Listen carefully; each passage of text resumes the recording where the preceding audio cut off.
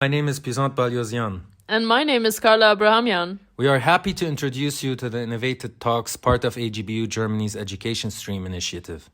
Our Armenian General Benevolent Union's German chapter was established in 2020. As an organization, we are involved in different aspects from culture, humanitarian aid, and education, and the Education Stream is a specialized group of active individuals from different educational backgrounds bringing forward innovative and engaging topics. These topics are beneficial for the public. Welcome to InnovatEd Talks. We will be hosting experts in the education field from leading global organizations, and we would like to discuss innovative education and career orientation topics that would address current opportunities and challenges in education globally. You can follow us on our social media network on Instagram, Facebook, and YouTube, found in the description below. Hello, my name is Carla Abrahamian, and welcome to InnovatEd Talks by AGBU Germany. Hi, I'm Pisant Balyozyan. Looking forward to today's episode. Today we welcome Sebastian Dorfmeister. Sebastian, you are an HR manager at Infineon. You work to drive personnel development for both employees and leaders. Additionally, you are a certified career and systemic coach with focus on personal and professional growth, also offering trainings to prepare for job interviews. You studied psychology in Regensburg, Braunschweig, and Amsterdam with a focus on work and organizational psychology.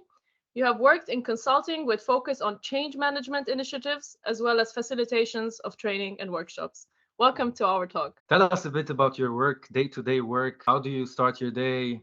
What strategies or techniques do you use in your everyday work environment?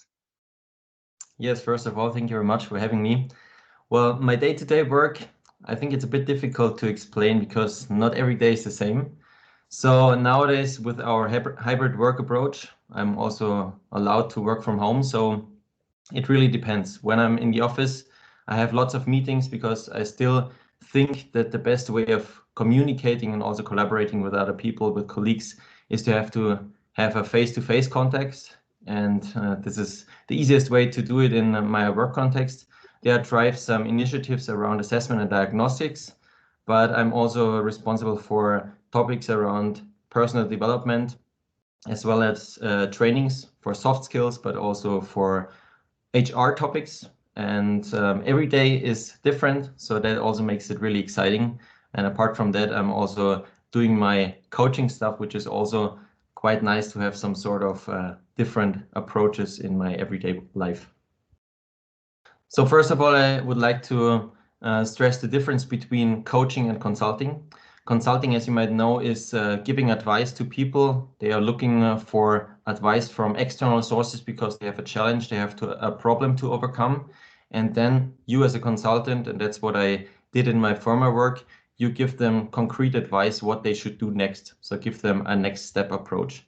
Coaching, on the other hand, I always like to compare it with a navigation system in your car, is more like showing different approaches, different ways, but the client has then eventually have to decide which of those steps, which of those approaches, which of those paths would be the right one.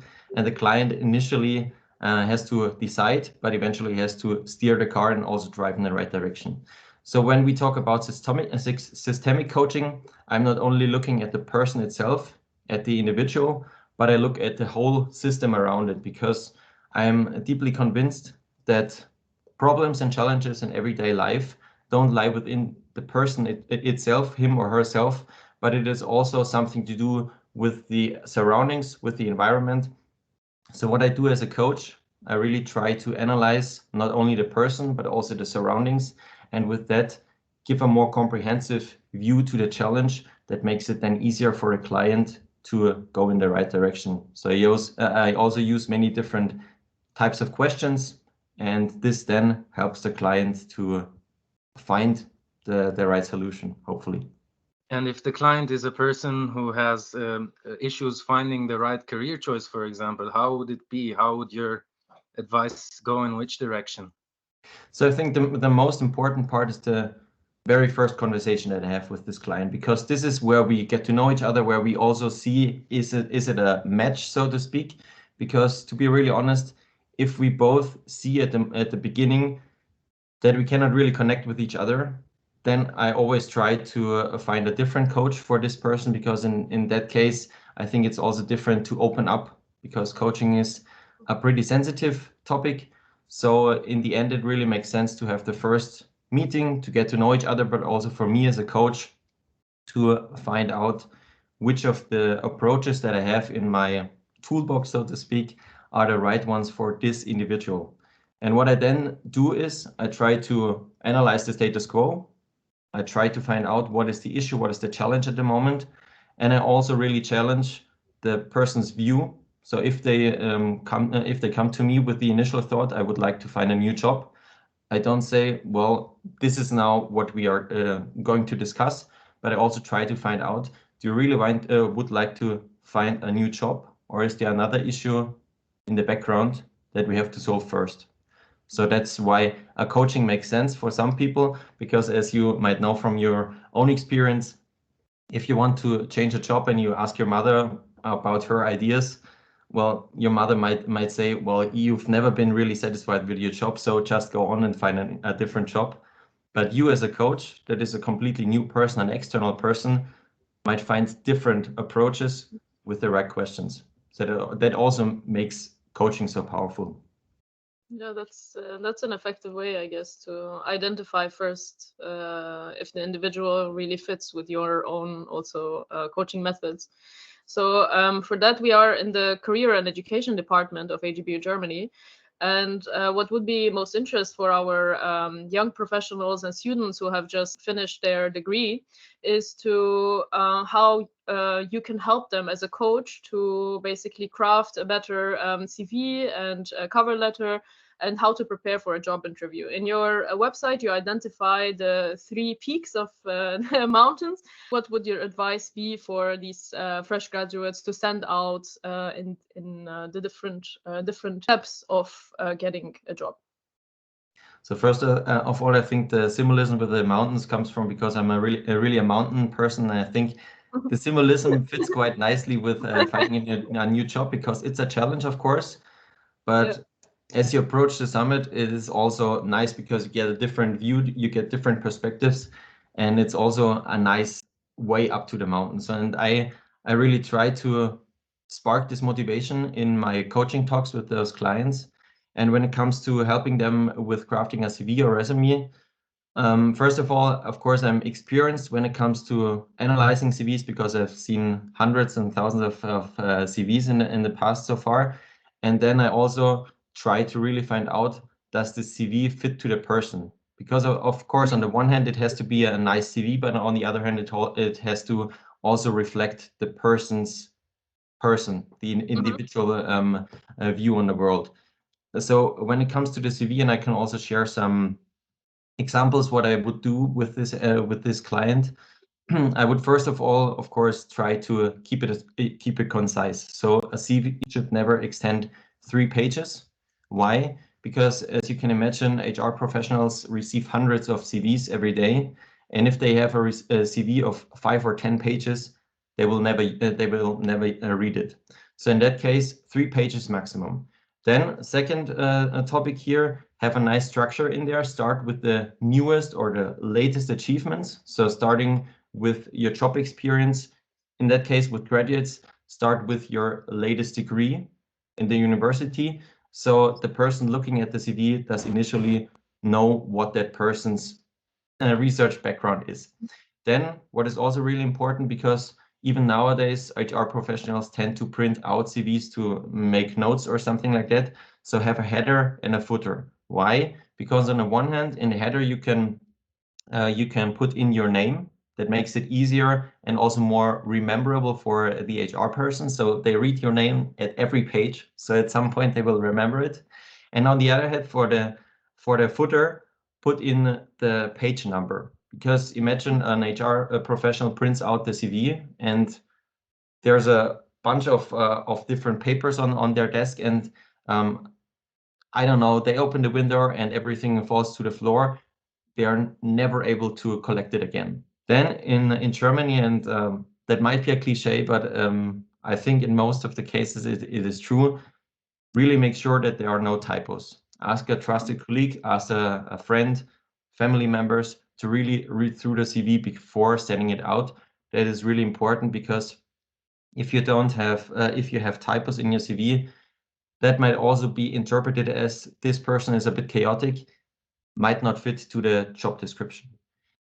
Then when it comes to the content, it is really important to not have one standard CV, but ideally, and I know there's some work, but ideally crafted to the individual job offering. Meaning, for example, if you apply for an HR position in a training department and you have a track experience of being in a change management team before, then you might want to stress, I've conducted workshops back then and trainings, because that fits to the job you are applying for. On the other hand, if you apply for a change management position and you have change management experience, you might rather want to stress, I know this and that model, and I'm experienced and I'm certified in this and that, because that also makes a difference.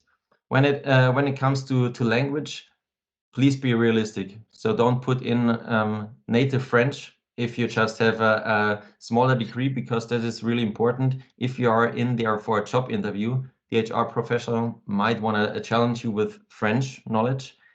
And if you then cannot answer properly in French, that makes a bad impression. So please be realistic and maybe leave French knowledge out if you are not comfortable with it, but don't put in something that is not true. And last but not least, what is also really important, and it's just a small detail, but sign the CV, put a date in there. Same goes for the cover letter, because that also is important. If you have the HR or the job interview months after you have applied for the job, there might be some gap. For example, let's say your last entry in the CV is until the 20th of April, and you have the job interview in September. The HR person might ask you, what has happened since then? So you can say, well, there is the date of my CV. There have been things happening since then, but they have not been in the CV for obvious reasons. So those would be some of the most important parts from my part. So you gave us kind of a structural overview of the CV, but for you as Sebastian, what's like one thing you would see in the CV directly, something that catches your attention? Well, I think, of course, and I'm really honest, track record. So if we have a CV of a person that has worked for multiple different organizations, that is quite important for me to see, do they have a stringent path in their career so far, or do they change jobs every now and then? So this could be positive, but also negative. So for a creative startup, it might be positive to have different work experiences.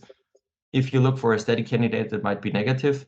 But if you leave university, of course, for obvious reasons, there are no big track records. So what you can do is you can focus more on your personal motivation. This could be also part of the CV to really put in, and that's where I see three very important skills for nowadays: is the willingness to learn, openness for new experiences, and also flexibility, because those are the three most important skills, in my opinion, to really thrive in today's work environment. And this is also where I would like to do some sort of communication to graduates nowadays. Please don't be frustrated if you don't get the first job that you've applied for. You will find your dream job eventually. And in that case, because we have a shortage of talented new graduates, many organizations now don't focus anymore on the what, so track record and stuff like that and certificates, but they really focus on why. So why do you want to have the job and how do you work? So they really try to see, do you fit in the team? Do you have the nice skill approach of really being open, being willing to learn? And this is, for some organizations, way more important than having a track record of 20 years. These days, I've heard that also HR managers just use keywords via AI to just look for these keywords, and then this is how they narrow down from 5,000 CVs to 100. Can you tell us a bit more about this? Yes, I've heard about that as well, and I think some organizations start using that as well. But still, and I'm deeply convinced about it, I think there should be a person behind that still reads those CVs in the end. Because what you can also do if you write the CV, you can put in some keywords that don't have to do anything with your life so far in white color, for example, and then the AI tool will find this keyword eventually. It doesn't really make sense because in the end you're invited for a job interview, and in the job interview the HR professional will pretty fast notice that you're not capable of doing that job. So why lying? In that case, really try to be authentic, try to be honest, and try to be realistic. I think that really makes the trick. And I did my master's in London, and there they taught us to never include pictures, never include personal information, where you live, where you're from. But I see that in Germany, this is the evolution is not the same of CV writing. So most of the cases they find it not trustworthy, right? When you don't include details about yourself, that could also create a bias, right, in the hiring process. Yes, you're completely right. And unfortunately, Germany is pretty conservative about that in many places still. There is also research about it, also from Germany, where they had the same CV with 3 different pictures, and but the same name. There was a difference, but they also did a research where they had one name in the picture, then a different name in the same picture that already make a difference, and then having a different picture with the same name that made a difference. So in Germany, unfortunately, they are quite biased. You can try it for some organizations, it works, but I think we are still at the beginning of this path, and I hope at some point it doesn't really make a difference if you include a picture and a name or not. Sebastian, you studied organizational psychology, and this is a huge topic nowadays in organizations and companies. They want to develop, they want to be more inclusive and positive attitudes in the company development concerning hiring processes and how they treat their employees. And how do you see this working culture developing, let's say in Germany, in Europe in general, and also on a global scale? So I'm also convinced that in Germany, most of the organizations try to create an inclusive environment. And I think for me, what is really important to have on the one hand, the big topic of empowerment. So if you have employees that feel safe to state their ideas, to also work on topics by themselves, that makes it already quite inclusive because you have different ideas, different thoughts, different opinions, and also different ways of working.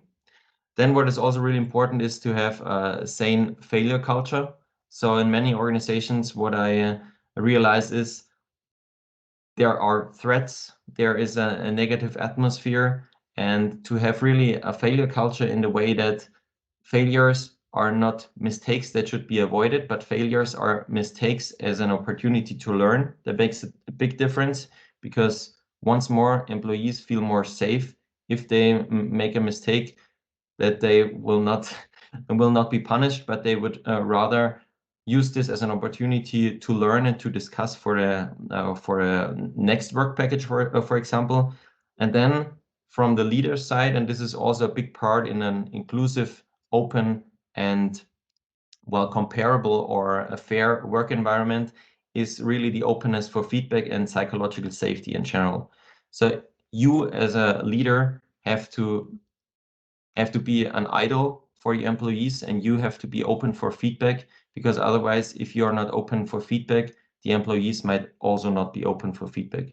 I don't know if that answers your question, but I think those are 3 main components for an inclusive and fair work environment. And how do you see the differences between the regions? For example, on social media, we often see reels or whatever showing that in the United States, the manager is, top bottom view. He's a boss. He's not the leader, so to say. In Europe, it's more like a soft way of approaching the employee. How do you see it? This is a really, really good question, but also a pretty complicated question, because as you said, in the US manager more or less has this cliche of being a hard worker, of doing overtime, of being really hard on the employees as well.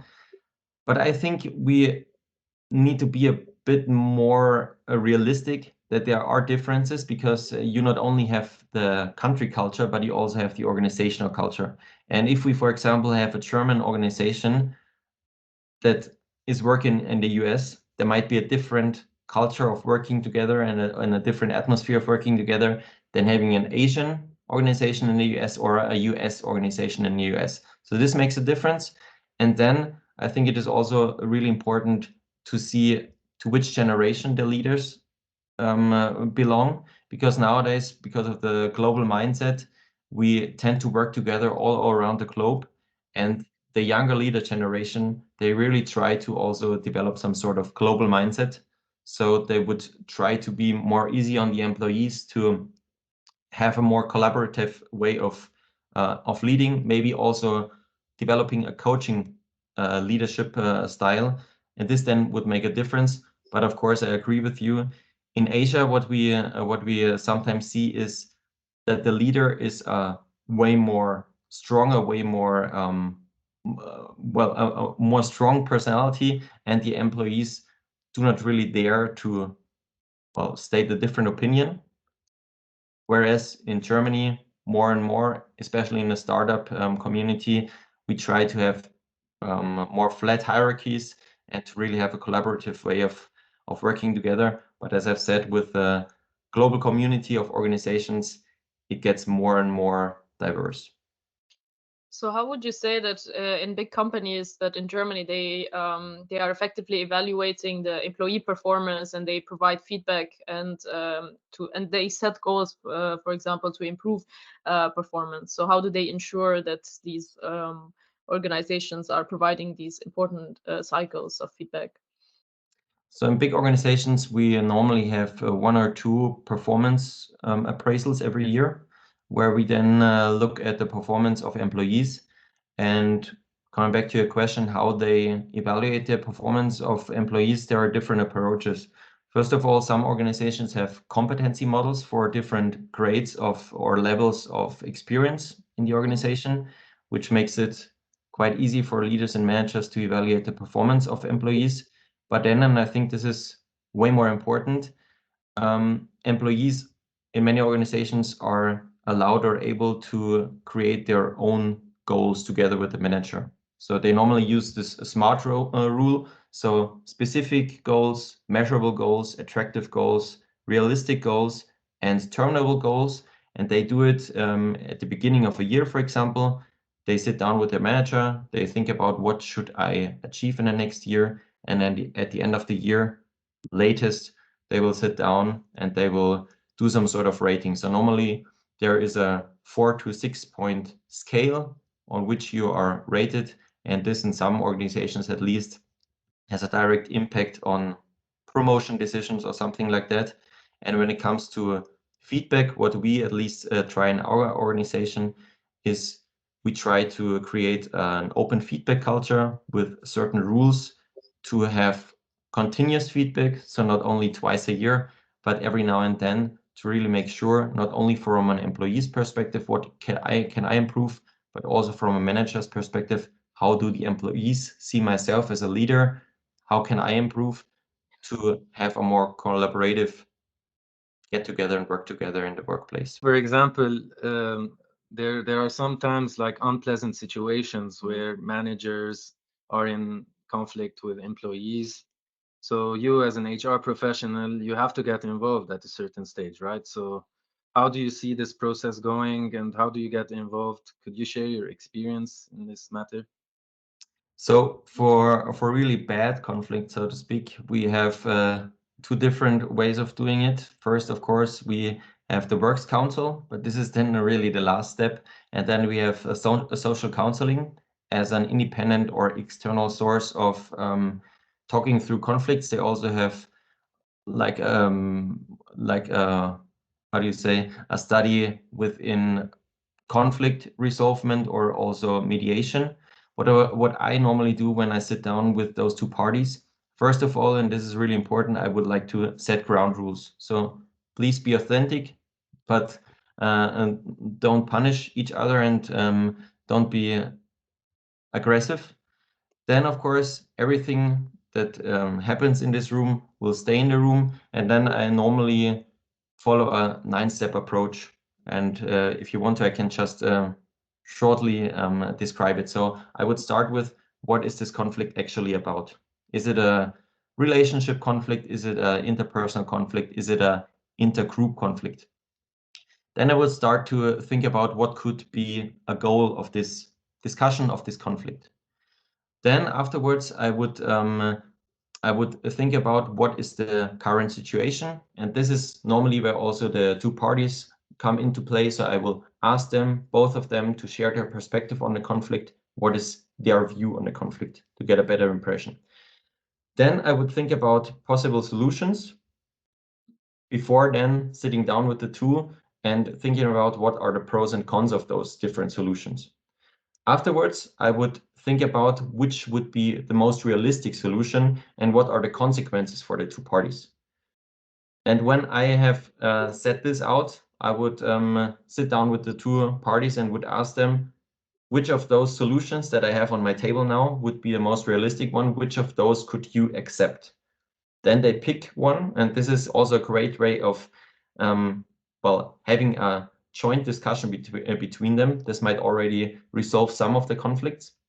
And last but not least, I will sit down with them, think about possible measures, and having them sign the contract, so to speak. So they really have it in writing that they have both decided to go in this or that direction. This normally works. And how successful are usually these negotiation and conflict resolution strategies? Do you have some type of statistics you could share with us? Not statistics, but personal experience. So I think in most of the cases, it at some point gets easier because the persons realize that they are stuck in a certain position and they really have to work together to find their way out of this misery. But to be really honest, we are all humans, and at some point we are not able to work with a specific type of persons, and I don't think we should be forced to work together with a specific type of person. So at some point, the eventual decision would be to just part ways, to go to a different team, to exclude maybe also one of the two from the team, to keep the team spirit, the team atmosphere. But those are then really rare cases. In most of the cases, we try to really find a good solution for all parties. So now from the manager's side, what would you say are the different leadership styles and the corresponding effect that they have on the employee motivation and organizational performance? Yeah, so as I said, manager is great for controlling things or also staffing the right people to the right positions, or also, deciding in a very fast way what should be done. A leader, on the other hand, or an ideal leader, that's what I always expect from a leader, has a concrete vision, is able to motivate people, to empower people, and to also drive them on the way to success. So if we talk about different leadership styles, there are many different leadership styles. I would like to limit myself to, let's say, 4. So one leadership style could be, for example, transactional leadership. Transactional leadership means you're great in setting goals, but you're not so great in emotionally attaching to your employees. Meaning, in stressful times, you're great because you have a clear view on the goals to be achieved, but you're not so great because people might get lost or people might not feel motivated enough. Transformational leadership, on the other hand, is more on the emotional or interpersonal relationship side. So this is great for empowering people. It's not so great for new teams because they might need more guidance. Then we have the laissez-faire leadership style from French, just let it go. In that case, you would not lead at all. You would just leave your employees where they are and hope for the best. As you can imagine, this does not really work. And the last, and from my perspective, best leadership style for today, but this is my personal opinion, is a coaching or charismatic leadership style. In that case, you set clear goals, but you also use questions to challenge your employees, to challenge their solutions, their ideas, but also help them grow both personally and professionally. I think this is a great way of motivating people and also helping to develop them in a very fast and very structured way. So from my side, to summarize, coaching, charismatic leadership style, this is the way to go in many situations. Yeah, I think also in leadership, choosing a leader is also very important. So if we connect the two topics of how can a leader be motivating and the different definitions of leaders, in the hiring process, you want to see these aspects. So I think if we connect it to a previous episode from Emma Arakelian, which we hosted, she is an investor and a leader, and she also hires leaders for her teams. And how do you do this in your organizations? What is your side of this topic? So if we have job interviews with potential future leaders at our organization, of course, apart from the more functional content, so if they are really capable of doing it, because for example, if they, we of course, first of all, check if they have leadership experience. In the real job interview, we ask questions like, how did you help an employee thrive or develop in the past? Because that gives a good impression to us how they treat people and if they fit in with our corporate culture and if they could be a good fit for our organization. Because at some point, of course, to be really honest, we would like to have a certain type of leader within our organization. And this would be one question to see, is this leader capable of leading with our organization? Another great question, in my opinion, is what did you learn in the last 6 to 12 months? Why? Because once more, coming back to the beginning of our conversation, it directly shows the willingness to learn, curiosity, and also it shows, is this person also capable of, well, taking the challenge of being a leader? Because being a leader is not only delegating things, but being a leader is also taking decisions and also being a fast mover when it comes to taking decisions and also helping my employees grow. So a leader that is also willing to learn, motivated to learn, might be a good match. And then last but not least, a third question would be, how do you react to critical feedback? This seems to be an easy one, but it also shows us, is this person capable of taking critical feedback? Is this person able to create a culture of psychological safety? And this is also something that we want to see in leaders. How do you recognize when someone is just acting a part during an interview? So you've studied psychology. I imagine that there must be some hints towards. Yeah, true. So what we normally do, for example, to avoid that impression is we never take a job interview alone. Of course, we have our first phone interview alone. That's clear. But in the actual interview process, we have 2 to maybe also 3 interview persons sitting across the table with this applicant. And for some other organizations, at least what I've heard is they have more than 2 rounds of interviews. And only if all the persons that have interviewed that person say this is a great match, then this person receives a job offering. So this is one way to avoid, well, giving a job offering or giving the job to a person that is just acting. And then, of course, to be really honest, if that person acted and we haven't realized, on the one hand, kudos to that person because she or he has acted and we have not realized. But then, of course, we also have this probation period within Germany. So if we realize this person has just acted, might be also a solution to then part ways after some months or after the probation period. I have a question concerning the entire hiring a person that does not have the experience of being a leader before, because usually when a person wants to climb the ladder of their goals within an organization, they sometimes do not have the full experience. And it's always a problem of a chicken and the egg. You don't have the experience, but you want to apply for the job, and that's a requirement, but you don't have it. So how do you advise someone to go for it, although they don't have the requirement to apply for the job? Especially the fresh graduates, right? You mean fresh graduates going to a job interview for a leadership position?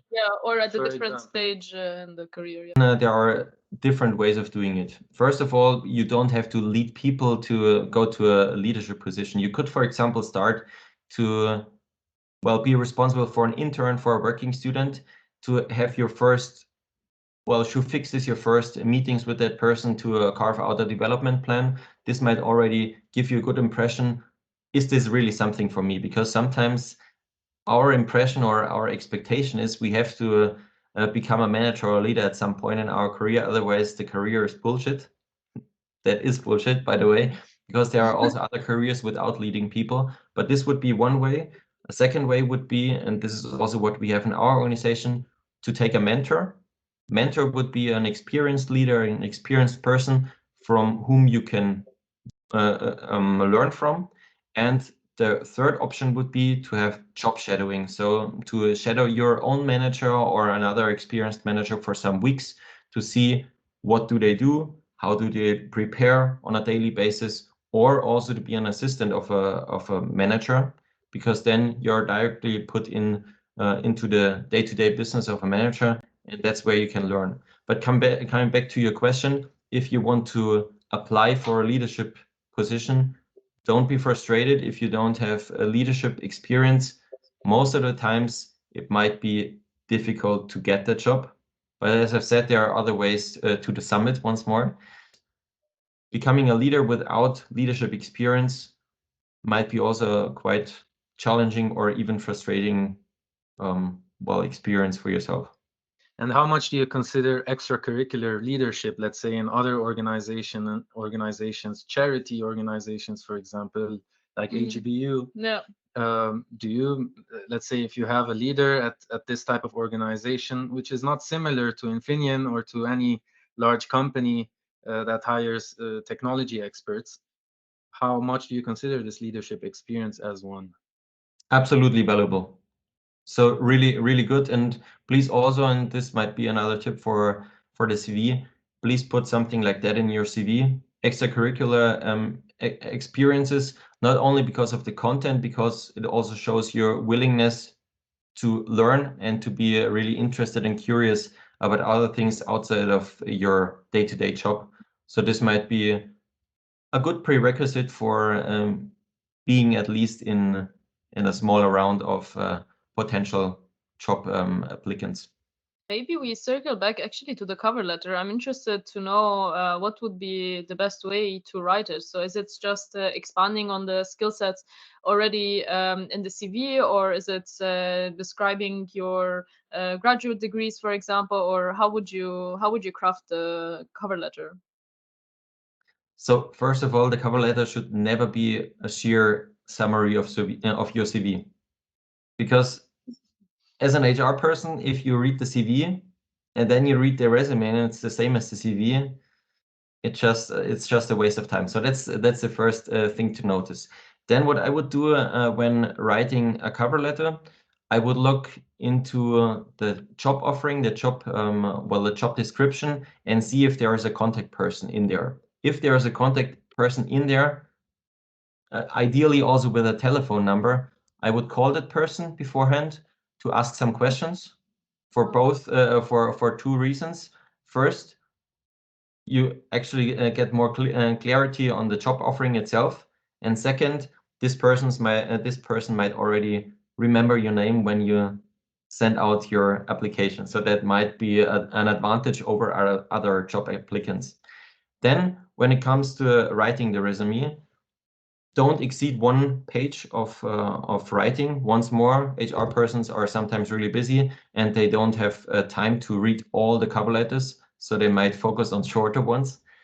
Then always have this dear Mr. or Mrs. if there is a contact person in there, and also your name on top of the cover letter to really make sure that person remembers your name. Once more, sign your cover letter in the end, including a date. And regarding the content of the cover letter, please be really sure to answer the following questions. Why do I really want this job and only this job? What can I do as a contribution? What is my USP, so my unique selling point? And last but not least, what would be different when I am in the team? So what will change for the organization? Because this is something the organization or the person reading the cover letter would like to see. You don't have to summarize your CV because that's already sent. And it should be really about your motivation. Why do you really want this job? That, by the way, also means don't send out the same standard cover letter every now and then, but really also look at the website of the organization. Look, are there some company values that you put in that you should put in your cover letter? Are there some important developments over the last year that you can also reflect upon in the cover letter, but really be concise and try to keep it short as possible.